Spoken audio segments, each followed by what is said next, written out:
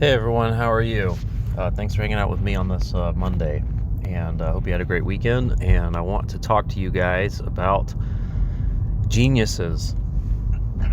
They're overrated. So, what do I mean? A lot of people, just kind of being in the game, I suppose, it's not the stupid little corner of Twitter, YouTube, crowdfunding for comics. Uh, a lot of people, just being in it for a few years now, a lot of people have sent me scripts, and they've tried to it's either been a pitch so that we can collaborate, or just kind of like a, hey, I like your story, like let's talk about my story or something like this. And I actually I really enjoy that. And I the script discussion is always fun, but the idea behind a lot of these creators is, and this is an impression I get, and also it's just from like self-reflection too, because it's kind of like an instinct almost, an inherited instinct that I think Western culture kind of gives us, is that you're probably a genius. You were probably born that way, and it's just going to take slightly less work for you than everyone else to uncover that talent, that exceptional talent, and get things going. And you can probably pull off the same level of success with because you have inordinate amounts of talent. You can probably pull it off by doing less than your neighbors. I don't see this with everybody, of course. I think there might be a bit of a revolution going on, maybe in the past, really just like maybe 2 years tops, frankly, where less people are talking like that. They used to talk like that for 20 years plus, and now there's a little bit of a reaction to that, I suppose, where people are saying, that just led, I don't know, it's like the participation trophy critique. But it still sits under the surface of, I think, most writers, and it sits underneath my surface too. And it's really ingrained. It takes a lot of work to get that out of your system, and the reason you have to get it out is because a narrative that you're telling yourself about your creative passion and energy is really a description. It's a framework through which you lead yourself to a goal, right? You're telling a story about yourself so you can get to a conclusion. And the point of a healthy and productive story about yourself is that it is going to increase the likelihood that you get to that conclusion, right? So you pick a conclusion, like I'm a successful writer, and then you tell yourself a story that will increase the likelihood that you get to that successful writer conclusion, right? It's kind of, that's my understanding of why we do these things. It's like a subconscious sort of, you're being your own hype man, I guess. And it's interesting that our instinct is to tell ourselves that we're actually very unusually talented, and things come innate to us, and we don't have to. We can work hard, but we don't have to learn. We don't have to submit to the craft as much as other people. We don't have to learn the rules as much as other people. We don't have to, spend years, decades, reading and studying and revising and thoughtfully ingesting well-produced criticism as much as other people.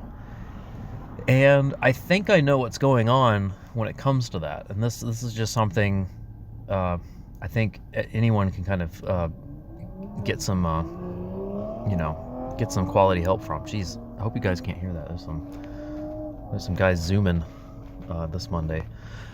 And so I think what's going on is that people have shifted at some point, at least in Western culture, they've shifted to telling themselves a story that produces an effect now, that produces the conclusion now, so that the crux of the story where I'm a genius and I don't have to work very hard to get where I want to go.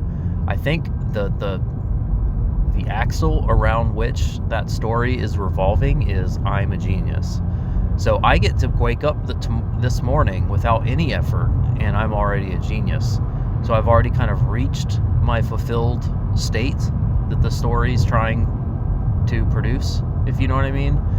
I get to just exist as a success in that sense. I don't know, some sort of biological success, something. And then, whether or not it works out, I get to be a tragic story, maybe, of a genius who just no one took notice of as much as he or she deserved. Or I get to tell a story of, someone who eventually did work out for him, but it was just inevitable. Like, it's kind of downhill. It's easier because I'm already a genius. So, you know what I mean? Like, you win from the beginning of the story rather than at the end. And so what that's really doing is it's saying your brain's looking at hard choices about how you're going to discipline yourself, break your own bones and then refit them so that you can basically be you can break all your natural instincts so that you can do a better job at your craft than you could just laying around and daydreaming. Your brain has figured out a way to cheat you of that by saying, how about I just convince you that you're already a success so you don't have to do anything about it, and I can continue eating Cheetos.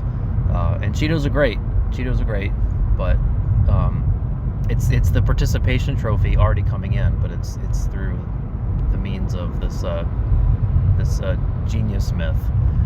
And so basically this is kind of how I want to land, and you guys tell me what you think about this in the future. I hope I can land it. I always shoot for 10 minutes and I always go to like 14 or something, so you guys let me know if I get to 14. I probably will. But so I think you need to pick a conclusion, and then you need to pick a story for your conclusion. A conclusion in this scenario being, I hit my target. Like, I am now a successful writer, for instance. We're just going with that one still. You need to tell yourself a story that has the greatest degree of success. You're rolling the dice and you only have to roll a snake eyes to fail at this, rather than I'm a exceptionally gifted genius, and which is already, if you tell yourself that, you get to wake up every morning and not work as hard because you think you're already a success innately.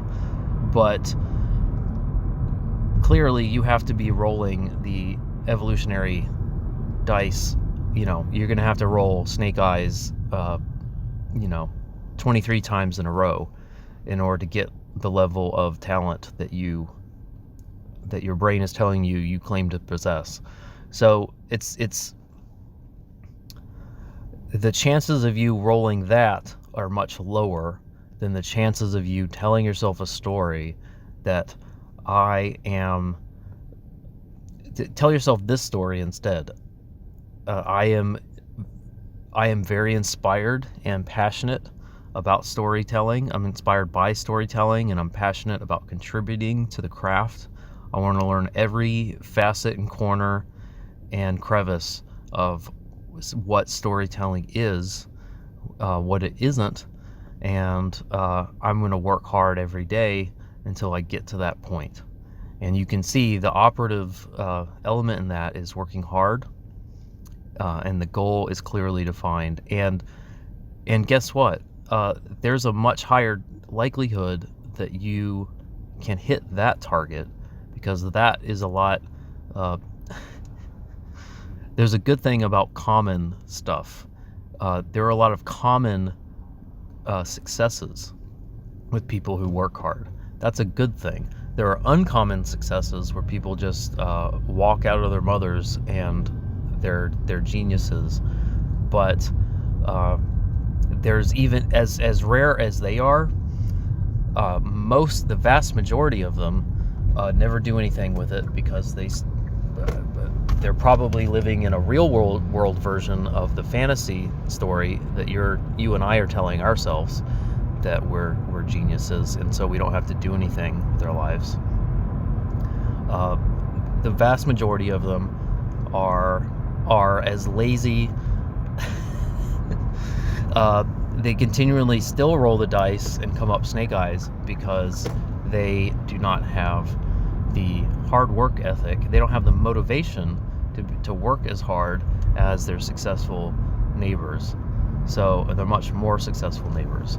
So that's kind of my tip for this Monday, and it's kind of a discussion topic, really. Obviously, I'd like to hear you guys' thoughts on this, because I think it's important. Story is how we interpret and understand and frame reality and existence. And there are true stories, and there are less true stories, and there are untrue stories. And whether you're a genius or not, wouldn't it be nice if you never had to rely on a rarity concept about yourself, and only had to rely on what you are bringing to the table every single day? Because that is actually something that you can control. It's something that you can do even if you're not a genius, and it's something that you can get to with a greater likelihood, because it's something that is actually more attainable. And at the end of the day, don't you just want to be a successful writer? You're gonna have to choose. Like, do you want to be a successful writer, or do you want to be a genius? Successful writers are gonna have to give up a story that's them-centered, and they're gonna have to embrace a story that is result-centered. That's how you're gonna get there. So, yep. Thanks for hanging out with me on this Monday. Let me know your thoughts, and I'll talk to you guys later. Bye.